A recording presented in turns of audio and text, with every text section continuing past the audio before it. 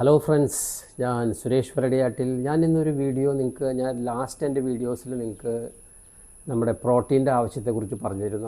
അതിന് ശേഷം എക്സസൈസുകളായിരുന്നു. ഇന്ന് ആക്ച്വലി നമ്മുടെ ശരീരത്തിൽ ഫാറ്റിൻ്റെ ആവശ്യമുണ്ട്. ഫാറ്റിൻ്റെ ആവശ്യം എന്ന് പറഞ്ഞാൽ ഏകദേശം നമ്മളൊരു 70 to 75 കിലോ ഉള്ള ഒരാൾക്ക് നമുക്കൊരു ദിവസം ഒരു 50 ഗ്രാം ഫാറ്റിൻ്റെ ആവശ്യമുണ്ട്.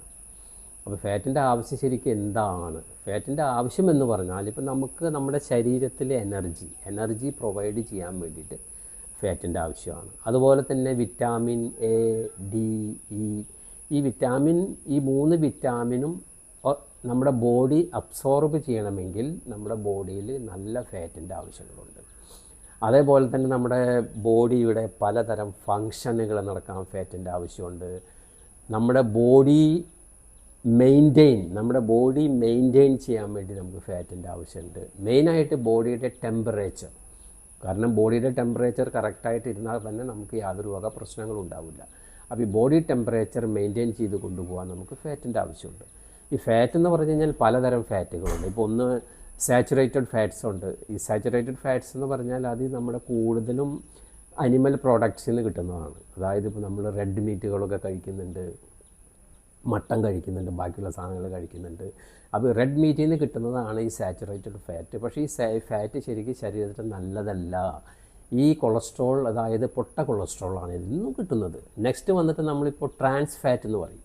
ട്രാൻസ് ഫാറ്റ് എന്ന് പറഞ്ഞാൽ ഇപ്പോൾ ഈ ഒരു പ്രോസസ്ഡ് ഫുഡുകളുണ്ടല്ലോ, അതുപോലെ നമ്മുടെ പിസയുണ്ട്, ബർഗറുണ്ട്, ഇതുപോലെ തന്നെ പാക്കിംഗ് ഫുഡുകൾ, ബേക്കറി ഐറ്റംസ് ഉണ്ട്, ബിസ്ക്കറ്റുകൾ, ഈ വക സാധനങ്ങളാണ് ഇപ്പോൾ ആൾക്കാർ കൂടുതൽ കഴിക്കുന്നത്. അപ്പോൾ ഇത് കഴിച്ചു കഴിഞ്ഞാൽ ഇതിൽ നിന്ന് കിട്ടുന്ന ട്രാൻസ് ഫാറ്റ്സ് ആണ്.